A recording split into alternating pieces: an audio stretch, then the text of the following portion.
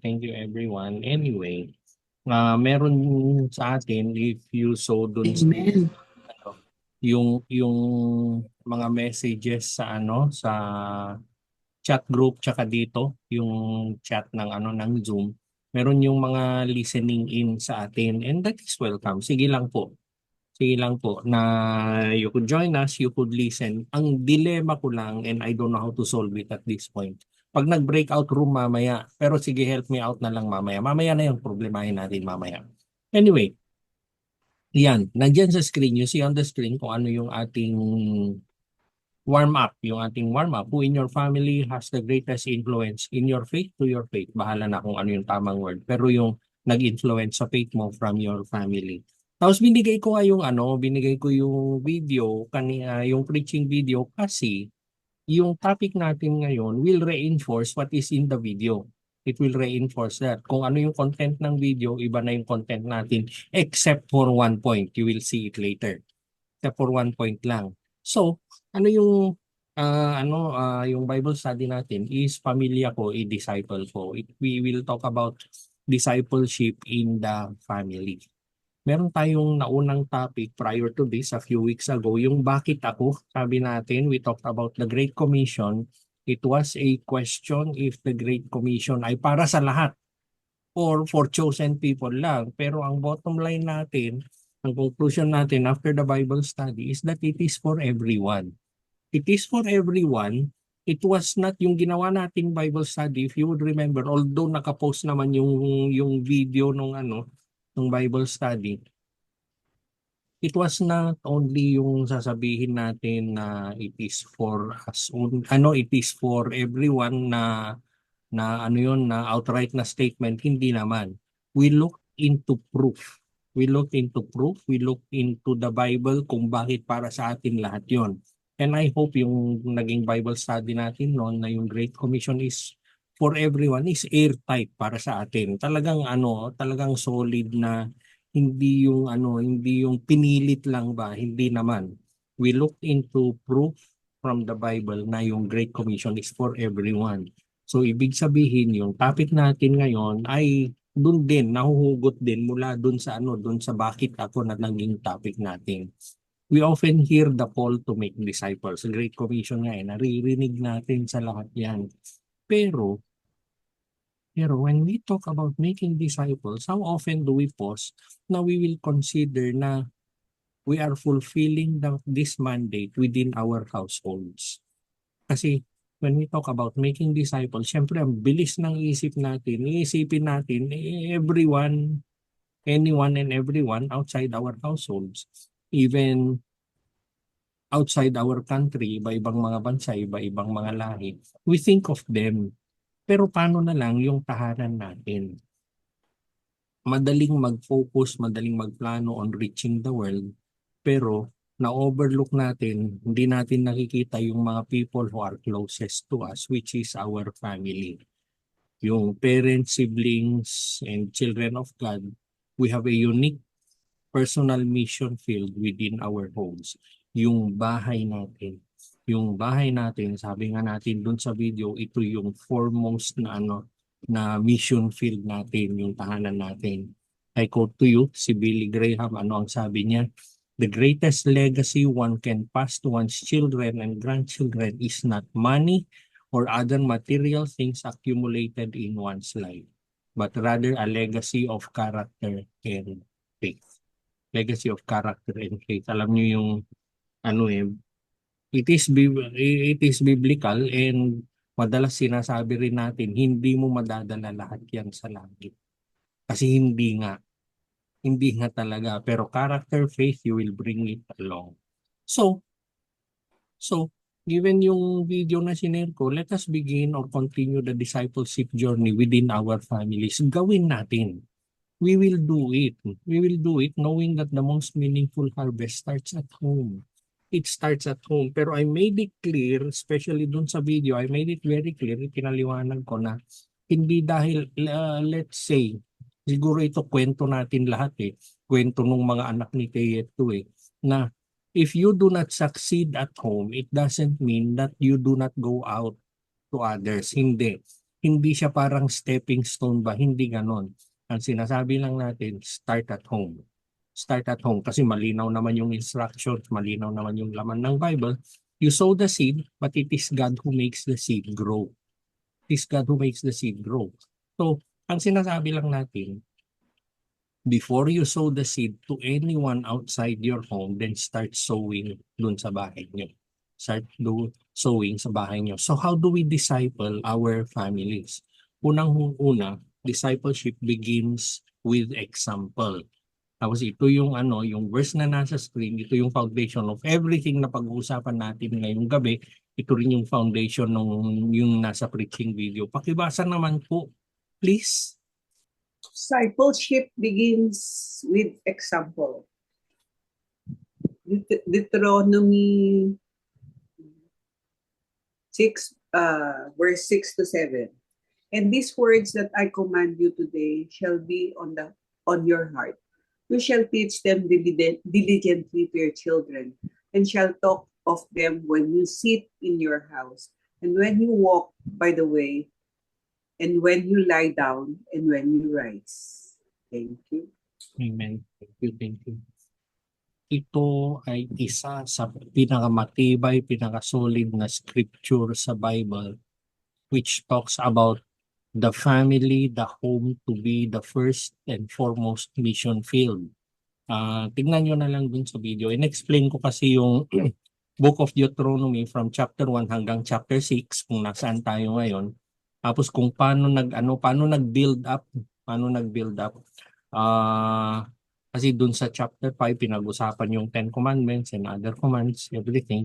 Tapos pagdating sa sa chapter 6 verse 6, ano yung sinabi niya, these words that I command you today shall be in your heart. Ikaw, yung kausap niya, yung leader, yung family leaders, yung tribal leaders, yung groups of groups of hundreds, yung mga ganon. So kinakausap niya lahat 'yon. Pero nung kinakausap niya, these words that I command you today shall be in your heart. He was talking to the people, tapos nag-shift siya. You shall teach them diligently, hindi randomly, to your children.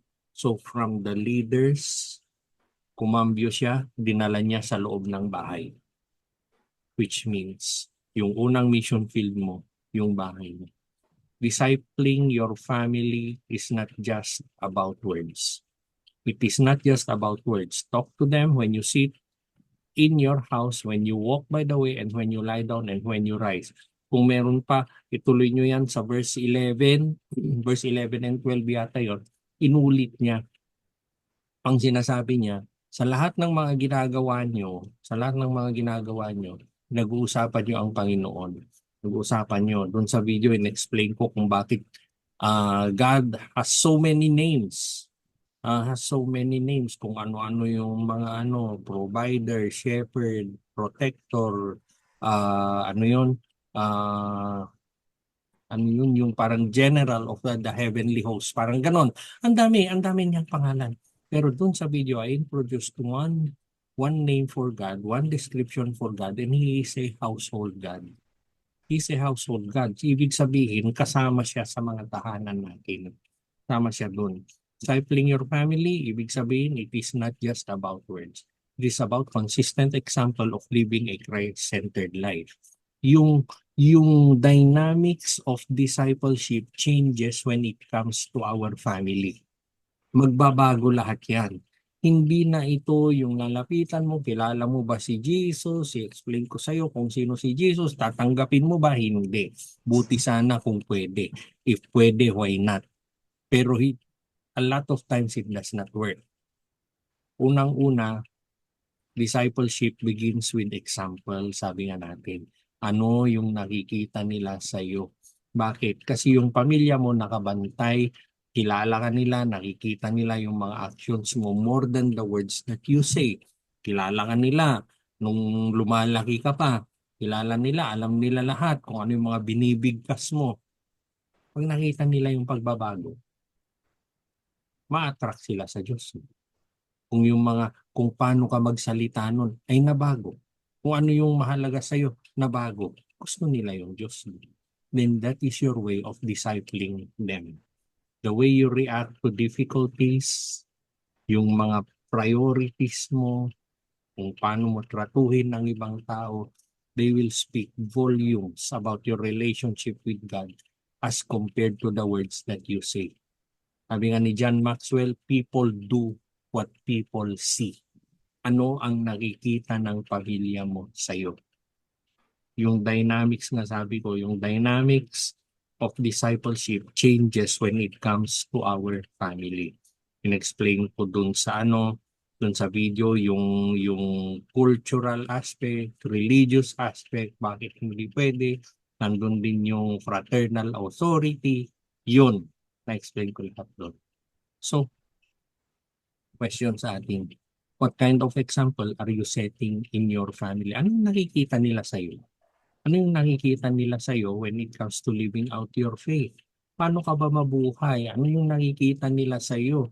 Nakikita nila very devout ka na na pumunta sa church, mag-serve ka sa church, everything. Nakikita nila, nagde-devotions ka, may journaling ka pa. They know all about that. Pero, ano yung pag-uugali na nakikita nila? Ano yung nakikita nilang mahalaga sa'yo? Kasi in that way, you are preaching the gospel to them. You are preaching the gospel to them. Sabi ni Francis of Assisi, preach the gospel, sometimes you need words. Sometimes you need words. When it comes to your family, sometimes you need words. You start with your action. Ano yung mga nakikita nila sa'yo? Yung second na point po natin is create opportunities for faith conversations. Opportunities for faith conversations. Pakibasa po, Proverbs 22:6. Ako po. Yes po. Proverbs 22:6. Train up a child in the way he should go. Even when he is old, he will not depart from it. Thank you, Lord.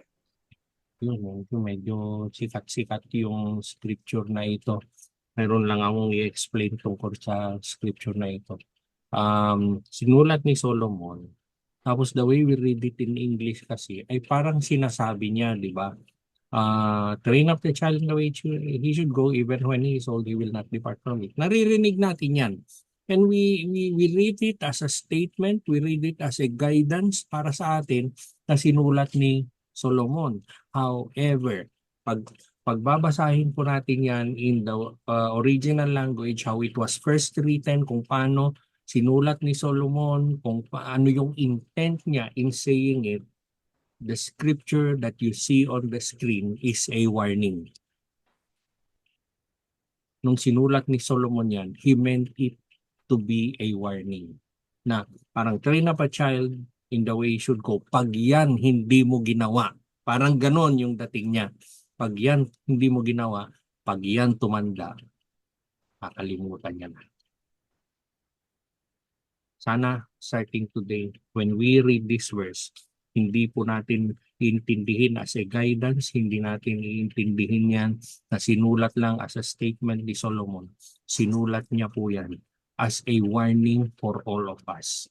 And we will better understand yung intent niya nung sinulat niya yan. Kasi through all that napagdaanan niya, through all yung mga nakikita niya, yung mga anak niya, then he wrote that. Yung family natin, pag binalikan natin yung Deuteronomy 6 verses 6 and 7, kasi tinatag ng Panginoon ang pamilya sa perfect environment for learning about Him. For learning about Him. Kung babalikan natin yung mga ceremonies, yung mga celebrations, laging pamilya. Laging pamilya yan. Nung hinati-hati niya into tribes ang Israel, hinati niya according to families. Yung discipleship, it will involve intentional highlighted conversations about faith, prayer, and the Bible. Balikan ko yung sinabi ko kanina that God is a household God. Ibig sabihin, we know He is there and He is a common topic at home na nandyan siya. Hindi ito, remember we're talking about families, hindi ito yung we set aside a time tapos pag-usapan natin si God. Hindi. Not in the family, no. Hindi po. Everything is an opportunity to talk about God. It is an opportunity to talk about God. Gumagawa ka sa bahay, naglalaba ka, may naayos ka, nag-aaral ka, everything that you do. Naguhugas ka ng pinggan, nagluluto ka, those are all opportunities to share God. Which means, when you share the gospel dun sa mga kasama mo sa bahay, sa pamilya mo, hindi ito yung parang somebody from outside that you wait for the right time. Di ba ganon pag iba, hintayin mo yung opportunity to share the gospel, tignan mo yung kondisyon ng tao. Yes, that is from outside our home, pero within the home, no. You do not wait for the right time because every time is the right time. Pagdating dun sa tahanan natin, it involves conversations about faith. Saan mo ipapasok ang faith sa conversations mo sa prayer? We talk about prayer, we talk about the Bible. It is a common topic at home because God is a household God. Minsan awkward, di ba? Kung minsan awkward siya. Pero we have to create space for these discussions. Kailangan pag-usapan yan. Hapyawan mo, meron at meron yan eh. Kasi when you have the desire to share the word or to share Jesus dun sa mga kasama mo sa bahay, sabi ko nga, there is no you don't need to wait for the right time kasi every time is the right time. Pag nakita naman ni Lord sa iyo yun, sasaluhin ka naman kasi. During meals, devotions, bedtime, nanonood ng TV, yung mga ganon. Pwede yung pag-usapan ang Panginoon. Yung pinapakinggan mong music, why don't you hear music about God? Remember, hindi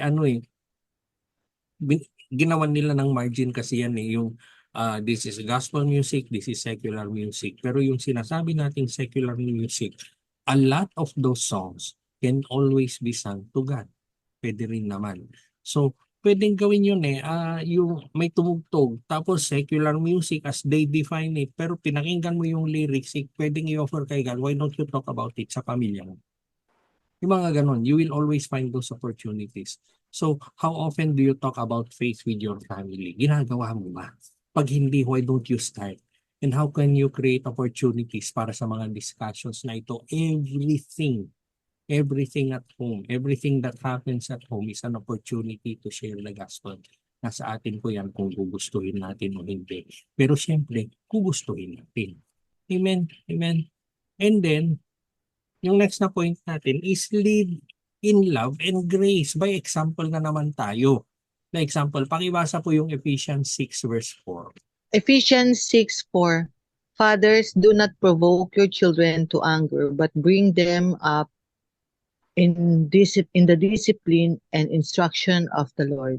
Ephesians 6:4. Thank you. Yung ibang translations, ano yun? Do not exasperate your children. Sabi, buti itong provoke, mas madaling intindihin. Anyway, the same point. Pero ang sinasabi lang dyan, maayos kang maayos ka naman na yung trato mo sa pamilya mo, lead in love and grace. We had Bible studies, recent Bible studies, pinag-usapan natin, we talked about the grace of God, pinag-usapan natin when we want to know or define what is grace, pwede po natin balikan lahat yun. Pero, it must be grounded in love, grace, and patience. Hindi yung paranakot, hindi yung nagte-threaten, hindi po.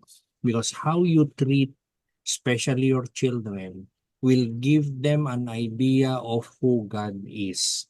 Father, magdadasal tayo. Tapos pag nakita nila yung father nila ay hindi yata tumutugma sa dasal, hindi maganda. Hindi maganda. Sana yung pag sinabi nilang father, nakikita nila sa iyo yun. Nakaka-experience sila ng love, ng grace, ng forgiveness sa kanilang mga magulang. Or to somebody who is of authority sa kanila. Rather than strict rule, hindi yung strict rule following na alam niyo yun, may mga bahay na ganun eh.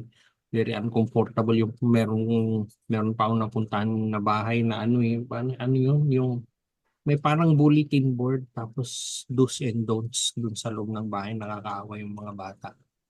Kasi yung father nila militar siya. So, Rather than having a strict rule-following, discipleship should guide yung family members to a genuine relationship with God. And the only way, the easiest way to lead them to God ay kung yung nakikita nila kung paano mo sila tinatrato. Kaya nga dun sa preaching, dun sa video, sabi ko nga, the family is the catalyst for kingdom, kingdom influence, kingdom impact. Yun. Yun ang sinabi ko dun sa bakit? Napapabilis yung kingdom impact kung nagsisimula sa pamilya. Nagsisimula siya sa pamilya. Discipleship is not about perfection, pero it is leading others to experience God's grace na gaya rin naman natin. Lahat tayo na-experience natin yung grace ng Panginoon. Paano niya tayo tinawid, paano niya tayo pinorgive, we can only talk about our lives today because God, merong grace ang Panginoon na it was applied sa atin. So ganun din sana tayo mag-lead sa ating mga pamilya. Children are a gift from God and should be pointed to God through how we love them. Nun sa video, meron akong kinote na children are great imitators, so we give them something great to imitate. O ano yung nakikita nila sa atin? Kasi one way or another, gagayahin din nila. In what way can you show love and grace in your family while discipling them towards Jesus Christ? Tapos yung last point natin tonight, ito diretsong hinugot ko dun sa sa preaching video. We welcome the rejected into our families. Pakibasa po yung Psalm 68 verses 5 to 6. Welcome the rejected into your family. God in his holy dwelling is a father of the fatherless and a champion of widows. God provides home for those who are deserted. He leads out the prisoners to prosperity, but the rebellious live in a scorched land. Psalm 68 verse 5 to 6. Thank you, Ronnie. So, I would trust, hindi, lahat tayo, this is not our first time to hear or read yung scripture na nasa screen natin, na father to the fatherless, champion of widows, mga ganon. Tapos he provides homes for those who are deserted. Good to read. Truth. Absolute truth yung namabasa natin. Pero ang tanong, paano mangyayari yan? Paano mangyayari yan? Tayo yung ginagamit ng Panginoon para mangyari yan. Para mangyari po lahat yan. When God talked about family, was He only focused into our biological families? Or He was even talking about a greater circle outside our biological families? Kasi, discipleship extends beyond our biological families. Yung mga walang pamilya, yung mga ni-reject mismo ng mga mga family nila. Doon sa libro ni Pastor Joey na Lego Principle, lagi niyang sinasabi, and lagi natin kinukote, discipleship starts with the relationship. Discipleship is relationship, sabi nga niya. And it starts with relationships. Yung sinabi nga natin noon doon sa previous na Bible studies natin, we start with creating relationships. We start with our stories, God's stories. Siguro hindi ka expert sa Biblia, good, nobody is. Pero you know your story, you could always share your story.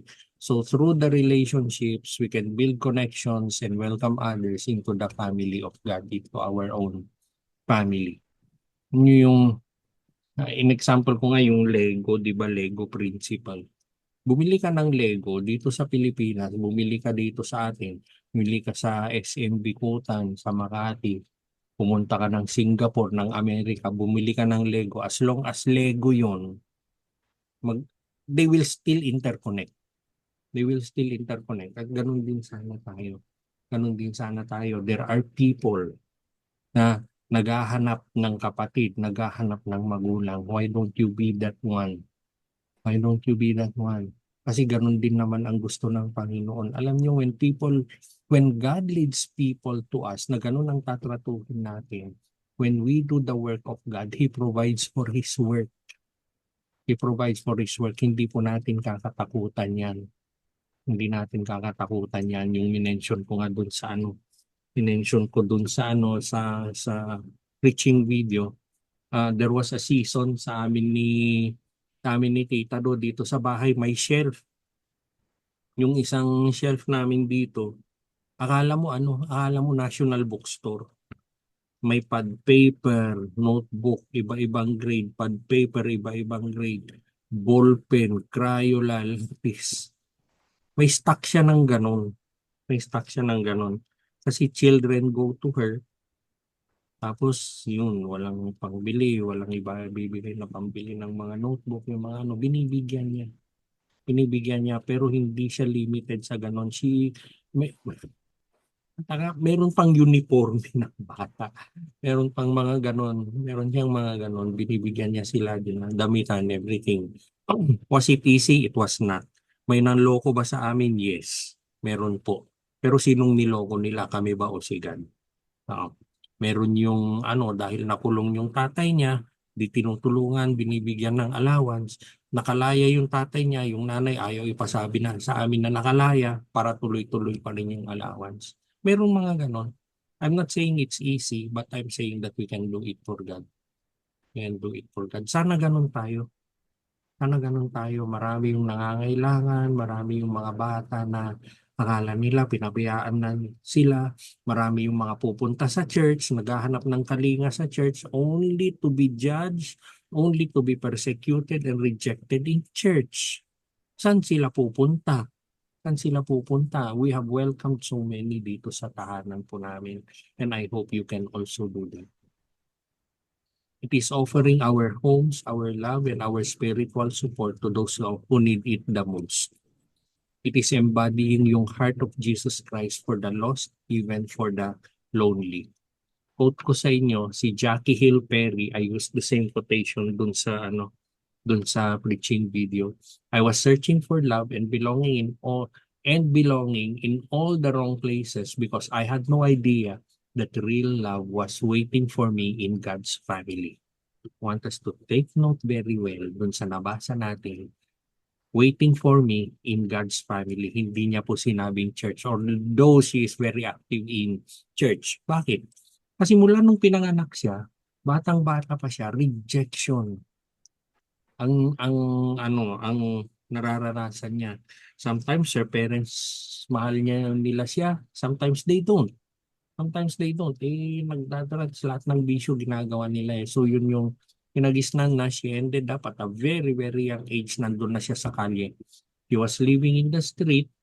Siyempre, sinong magtuturo sa kanya ng tama at mali doon, hindi niya alam kung lalaki o babae siya. Kaya nga yung libro niyang nakikita niya sa screen. Marami siya, ayun, sinulat ko pala dito sa sinulat ko doon sa parang something about her. Sinulat niya ito, Gay Girl, Good God. Diyan nanggaling yung quote na nandito sa taas.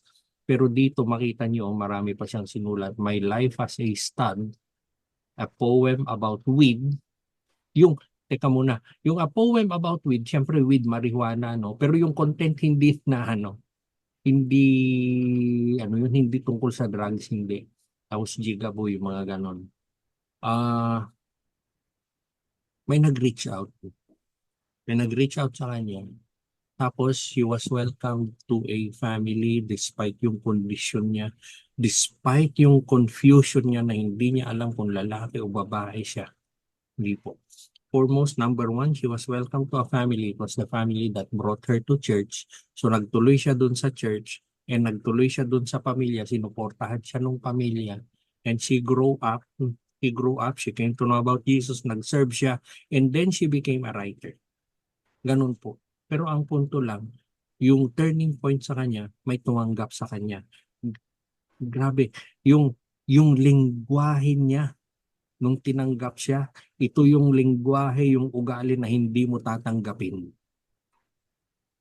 Pero tinanggap siya. At yun na lang yung pagbabago na nangyari sa kanya. We will never know the impact it would be on another person or someone that we will welcome sa pamilya natin. We can always do that, and I hope meron tayong heart to do that. How can you and your family be more intentional about welcoming and embracing those who have been rejected. Paano na lang yung mga na-reject? Na-reject na nga sa pamilya nila, na-meet ka nila. Na-meet ka nila, you're proclaiming, you're declaring that you're a Christian. Ikaw din naman yung magre-reject sa kanila. Paano yun? Mahirap yata yung ganun at hindi yun yung plano ng Panginoon.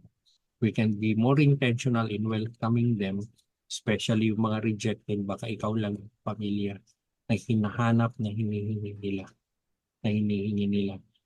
This morning, pinag-uusapan namin ni Do yung isang missionary pastor sa Tawi-Tawi. Yung tinitirahan nilang mag-asawa malapit sa eskwelahan. Alam niyo yung mga bata, regular na. After school, they go to their place tapos nakikikain na kasi pag uwi, walang mga pagkain dun sa mga bahay nila. Yung mga ganun. Yung mga ganun. Tapos yung ministry niya, it is growing. Tapos ngayon, ang laking problema niya, wala silang mga upuan, wala siyang transportation na sarili niya, yung mga ganon. Pero the ministry is growing. Tapos anong ginagawa niya? Nagwe-welcome lang siya ng mga bata. Nagwe-welcome siya. Tapos siyempre, deliberately, bago kumain, magdasal. Bago kumain, magdasal, tapos talk about Jesus and then kakain sila. Tapos, yung mga bata, they are growing. They are growing in Jesus sa Tawi-Tawi. Ganun. We can always welcome people. We can always be parents. We can always be siblings to people na nasa labas ng pamilya natin.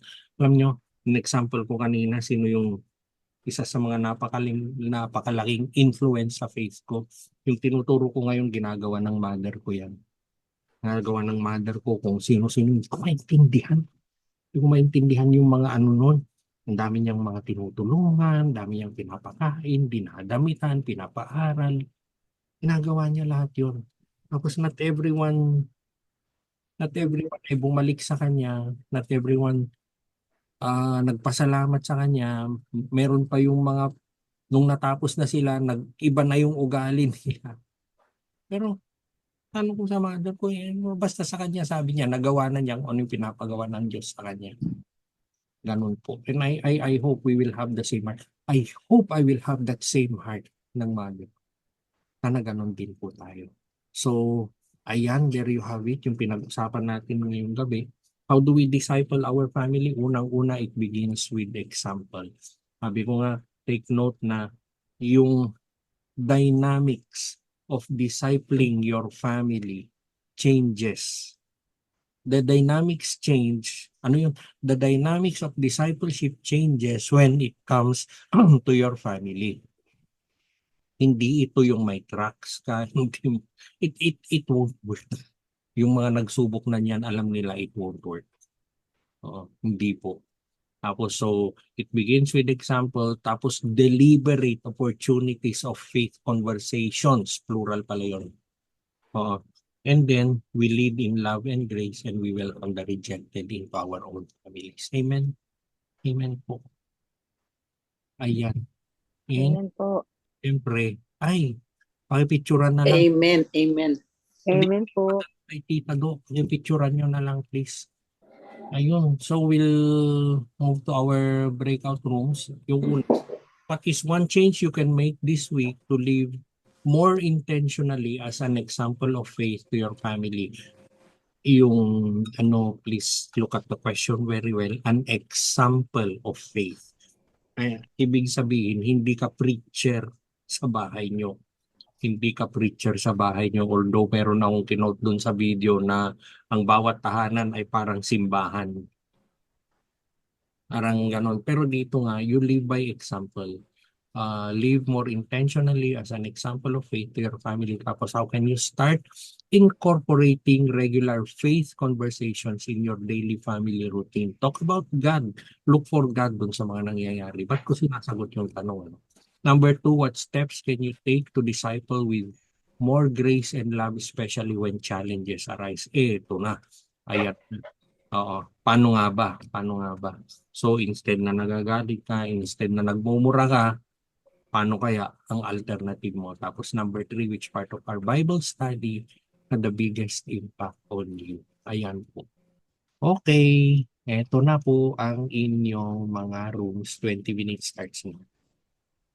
Thank you. Grabe, ma'am. Kaya akala ko tapos na nung Sunday ang iyakan. Merong may dynamic sila, may activity sila. Tapos binigay ko yung instructions. Tapos nag-iyakan. Kaya nung nagbalikan, sabi ko nga sa hindi nakita nyo yun doon sa video. Hindi naman kasama sa sa instructions ko ang mag-iyakan. Ba't kayo nag-iyak? Oo. Yun, si Gipo, ay mag-share ulit ako. Yan. So, we talked about discipling our family. Yun nga. I think para sa akin, ang foremost na learning dyan, we do it by example. We do it by example. Hindi, yun nga, yung dynamics change when we disciple our family.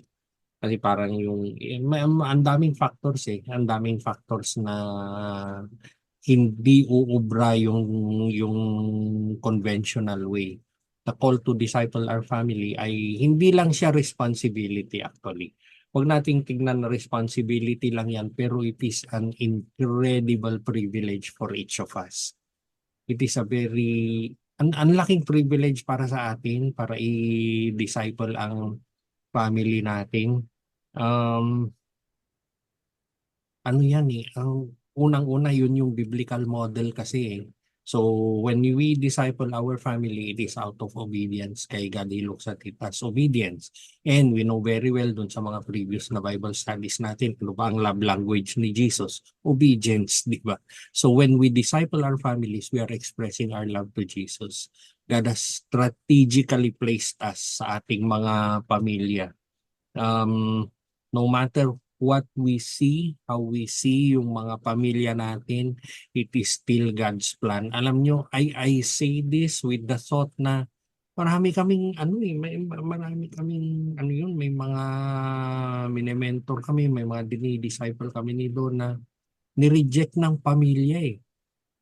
Pero I will still insist on saying na kung nasaan tayo ngayon, kung sino yung pamilya natin, pinili pa rin ng Panginoon yun. God cannot be wrong. God cannot be wrong. So, rather than wondering, rather than complaining, why don't we ask God for His purpose para sa atin within that family? So, nasa pamilya tayo, inassign niya tayo sa pamilyang yan for a definite reason. And He is always ready to guide us as we reach out to them in faith. Pag nakita naman, yung lagi nating sinasabi, di ba? Now to Him who could do exceedingly abundantly more than we can ask for or imagine. So, we reach out. Yung isang hakbang natin ay ilang daang hakbang naman yung isasalubong ni Lord sa atin when we disciple our families. Yung salvation of our family, syempre, it is ultimately in God's hands. Pero yung Bible study natin ngayon, consider it as an invitation from God that we will partner with Him in this sacred work. It is an invitation from Him na listen to God asking you now, magkasama ba tayo dyan? Or papaubaya mo na lang sa iba? Partner ba kita dyan? O ibibigay mo na lang sa iba? Two scriptures that I will leave to you tonight, malamang alam na alam nyo na mga to. Unang-una, Romans 10:9. If you confess with your mouth Jesus is Lord and believe in your heart that God raised Him from the dead, you will be saved. Alam nyo, kaya ko sinama yung Romans 10:9. Wala namang category eh. Whether kababayan mo, kapitbahay mo, kaaway mo, pinersecute ka, pamilya mo, kagalit na, kapamilya mong galit sa'yo, kasama lahat dyan. Sama lahat yan. So, ibig sabihin, we declare that Jesus is Lord. If they see it through our actions, we are already declaring kung sino yung Diyos. And sa nakikita nila, they will believe in their heart that God raised Jesus from the dead, then they are likewise saved. Actions mo pa lang. Hindi ka pa lang nagbibigkas ng salita. Tapos yung pangalawa, They said, believe in the Lord Jesus and you will be saved, you and your household. Yung nandito, yung Acts 16:31 is not a statement that says na pag ikaw ay na-save, automatic yung buong pamilya mo saved. Hindi po. Hindi po. If we read through this chapter and the other, yung mga connected na scriptures, we will understand na hindi siya automatic. Pero ang sinasabi ng scripture na yan, kunwari ikaw ay nasave, lahat tayo na nandito ngayon, we have received Jesus into our lives, we are living the life that Jesus wants us to live. Yung bawat pamilya natin, every household that is represented, ang bawat isa sa pamilya natin, ito man yung matigas, ito man yung magsasabi na ito na yung kinalakihan natin, dito tayo simula, dito tayo mamamatay. Everyone, walang lagpas kay Panginoon, sa Panginoon, every one of them, markado na lahat kay Lord yan. Meron siyang tinaktang araw, this day will come, masisave ka rin, tatanggapin mo rin. It is not a burden on us, pero it is a prayer for us. Yung truth na ito, yung pinag-usapan natin ngayong gabi, let it encourage us to reach out to our family, sa mga pamilya natin with the effort and passion that we might show to those outside our home. Kung very passionate ka sa nasa labas, sana ganun din sa pamilya natin. Same purpose, one God, different dynamics, same results. We will trust God for their salvation. And ano yung ginagawa natin? We plant seeds of faith.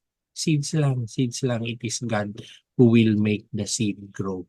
So, anong gagawin natin? We will keep leading. We will keep loving.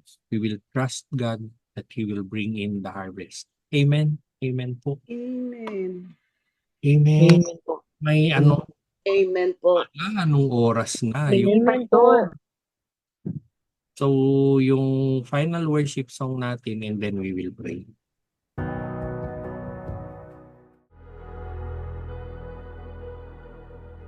Amen.